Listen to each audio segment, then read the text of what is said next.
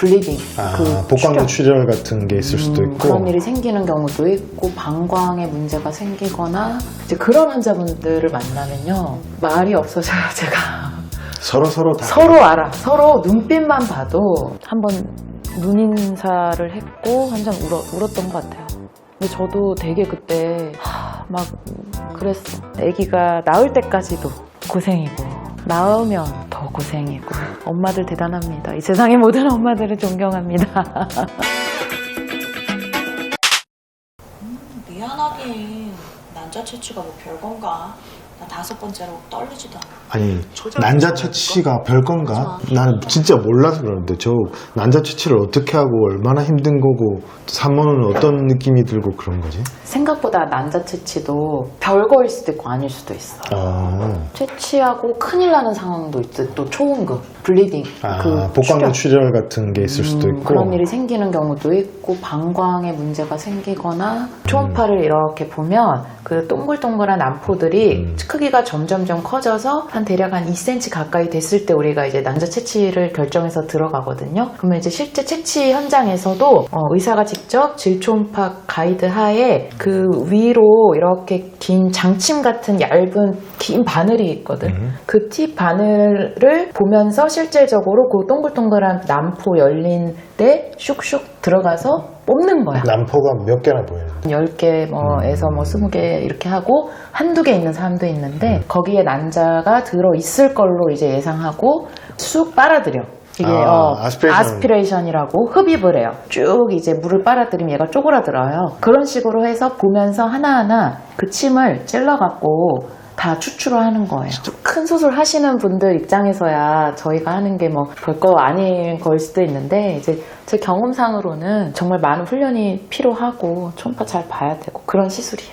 이제 난임은 아이를 원하는데 아이가 안 와서 힘들으신 분들이 오는 센터잖아요. 근데 아이러니하게 이게 산부인과 영역이에요. 그러다 보니 상과라는 곳에서는 아이를 잉태한 임산부들이 오잖아.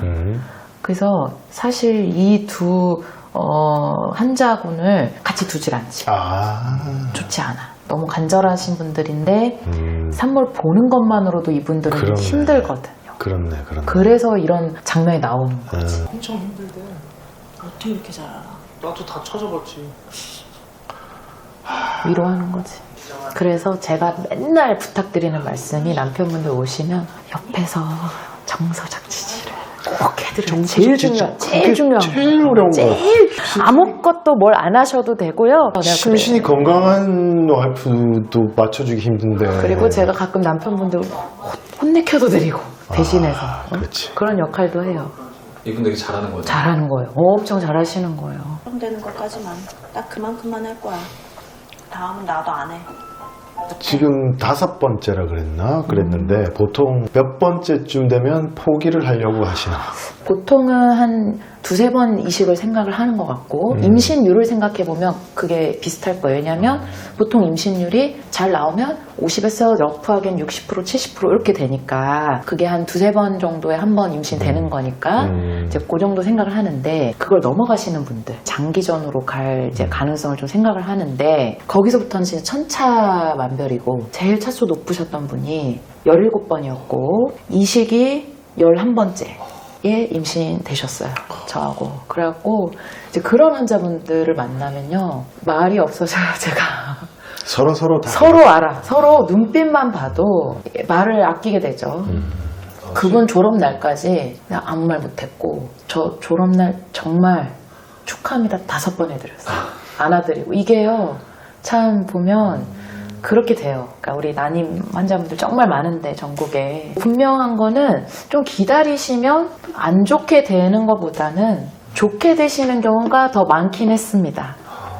그것 때문에 사실 지금 이런 분들도 그 끈을 놓지 못하고 있거든요. 너무 힘드시겠지만 주치의 선생님을 믿으시고 조금 좋은 마음으로 기다려 주시면 다들 좋은 결실을 맺을 수 있지 않을까 생각합니다. 늘 저는 그런 생각을 해요. 사람의 무드는 기분은 올라가는 거기 때문에 힘들 것 같아요. 저도 처음에는 많이 울었어요.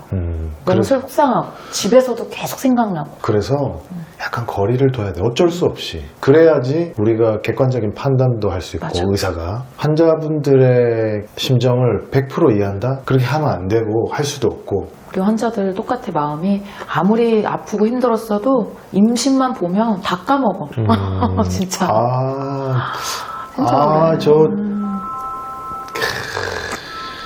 저기 못 안고 있잖아. 뭔가 안녕하세요. 좋은 근데 소식이. 여기서 병원에서 전화 가는 거 사실 안 좋은 일이 대부분이에요. 그렇지. 좋은 일로는 잘 전화 안 해. 선생님 전화 받는 게 제일 무섭다고. 그럼 어떻게 알려줘요? 해야죠. 죄인이에요. 그래도 해야죠. 할 때는. 코가 빨개. 아픈 것도 잊어버릴 정도로 속상한 거죠. 구독!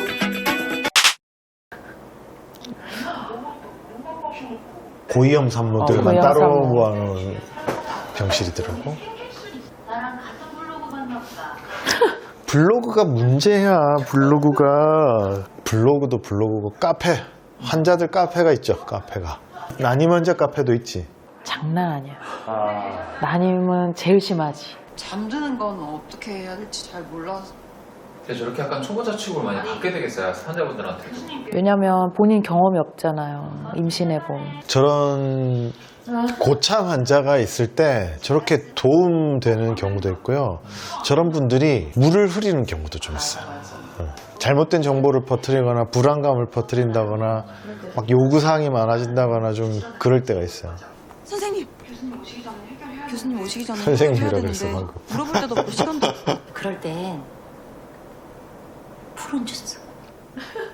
저건 좀 널리 알려진 내가 다 비법인 알아보고 것 써먹는 같은데. 데라 믿을만. 효과 있다고 하던데. 우리는 아는데 의사들은 왜 몰라? 교과서에 안 나오는 거거든요. 교과서에 안 나온다는 말은 근거가 부족하단 말이에요. 근데 집에 못 가는 고위험 산모인데? 뭐 문제가 있나 보다. 저 방에서 울 일은 그거 말고 집에 간다 그러고. 좀 전에 산모분이 아기가 자 안 온다고 해서 입원해 있다가 저렇게 되는 건 사실 쉽진 않은데. 저렇게 고참이면 이미 울고 있는 거 보니까 어떤 상황인지 스스로 다 아시는 것 같고. 그렇지. 그러니까 뭐 의사로서 별로 뭐 해줄 말도 별로 없고. 의사도 난감하겠어요. 근데 저럴 이렇게 때. 말하면 좀 그렇긴 한데 그래도 이 극 중에서 저 엄마는 아기가 둘은 있잖아요. 다행히 둘이나 있었어. 다행이죠. 제 환자분들은 정말 아이가 없는데 자꾸만 저렇게 되시는 분들이 있거든요. 저하고 유산을 3번 경험한 환자 있었어요. 그분한테는 진짜로 심지어 마지막 그 유산은 우리가 그렇게 해피하게 인사했거든요. 근데 한 달쯤 지났나? 이 환자 대기 명단에 그 환자 이름인 거예요. 난 처음에 다른 사람인 줄 알았어. 동명이인. 와, 그때 진짜 무슨 말... 그 환자인 걸 확신한 그 순간 불러야 되는데 뭔진 알지. 왜 왔는지는 대충 알겠는데 그냥 한번 눈인사를 했고 환자는 울었던 것 같아요. 근데 저도 되게 그때 막 그랬어. 근데 유산이라는 게 진짜 아픈 기억인 게 우리 집사람 처음에 한번 유산했었거든. 그 얘기를 아직도 가끔씩 해. 그게 엄청 큰 충격이지. 그래서 그분이 솔직히 말하면 지금 좀 마음에 걸려요. 어디선가 혹시 뭐 보실 수도 있는데 아마 이 상황도 그분하고 왠지 그런 커뮤니케이션이 되지 않을까 싶어요. 말하지 않아도 알고 있고 환자분도. 갑자기 예상치 못한 일이 생겨서 이 와중에 배고픈 데가 너무 싫고 끔찍하대요. 엄마가 맞나 싶어서. 실제 이렇게 죄책감을 좀 느끼시면 많이 느껴요. 많이 느껴요. 제가 뭘 잘못했나요? 이런 질문. 가끔은 그래서 저가 너무 마음에 안 좋을 때는 그냥 손 잡아드리기도 해요. 진료실에서. 다 본인 탓을 하세요. 대부분. 그래, 밥 먹어야지. 밥 먹어야지.